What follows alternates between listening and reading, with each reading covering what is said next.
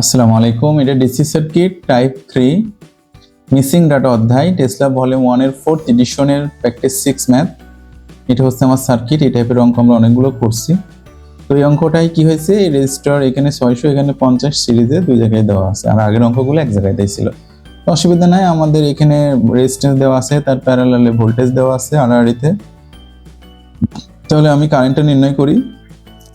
তাহলে এই 500 কারেন্ট হচ্ছে মোট ভোল্টেজ বাই মোট রেজিস্ট্যান্স, তাহলে 5 গুণ 10⁻³ অ্যাম্পিয়ার কারেন্ট এই শাখা দিয়ে ফ্লো করছে। তাহলে এইবারে আমি লুপটা নেই, -14 কেভিএল অ্যাপ্লাই করি এই লুপে। তাহলে -14 প্লাস 600 গুণ 50, এটা আমরা এক জায়গায় করে নিয়েছি, গুণ মোট কারেন্ট এই শাখা এই ব্রাঞ্চের কারেন্ট, যেটা মোট কারেন্ট, যোগ 50 আর 500 এর কারেন্ট হচ্ছে 5 গুণ 10⁻³। তাহলে আমার এই মোট কারেন্টের মান আসলো 9/520। আর এদিক দিয়ে এই কারেন্টটা ফ্লো করতেছে। কিভাবে আসছে আমরা এটা একটু দেখি।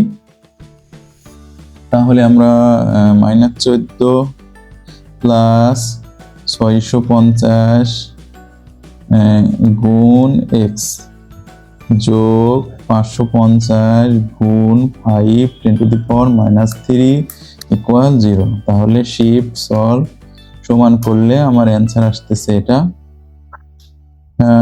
কোথাও ভুল হয়েছে, আমরা আরেকবার ট্রাই করি। -14 প্লাস 650x প্লাস 550 গুণ 5 10⁻³ ইজ ইকুয়াল 0। তাহলে আমার রেজাল্ট আসছে এটা, যেটা 9/520 অ্যাম্পিয়ার। তাহলে আমি মোট কারেন্ট পাইলাম 9/520। এই ব্রাঞ্চের কারেন্টও জানি, মোট কারেন্টও জানি। তাহলে আমি এই আয়ের কারেন্ট বের করতে পারবো, অর্থাৎ মোট কারেন্ট থেকে এই ব্রাঞ্চ বাদ দিলে আমি আয়ের কারেন্ট পাবো। তাহলে আয়ার সমান মোট কারেন্ট বিয়োগ এই শাখার কারেন্ট 5 গুণ 10⁻³ তাহলে আমার আয়ারের কারেন্ট হচ্ছে 4/325 অ্যাম্পিয়ার। এদিক দিয়ে এই কারেন্টটা ফ্লো করতেছে।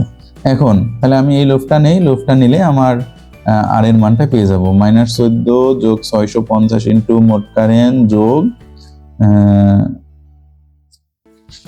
মোট হচ্ছে এই কারেন্ট গুণ রেজিস্ট্যান্স। তাহলে এটাও আমার একটা অ্যাক্সেলরেশন ইকুয়েশন।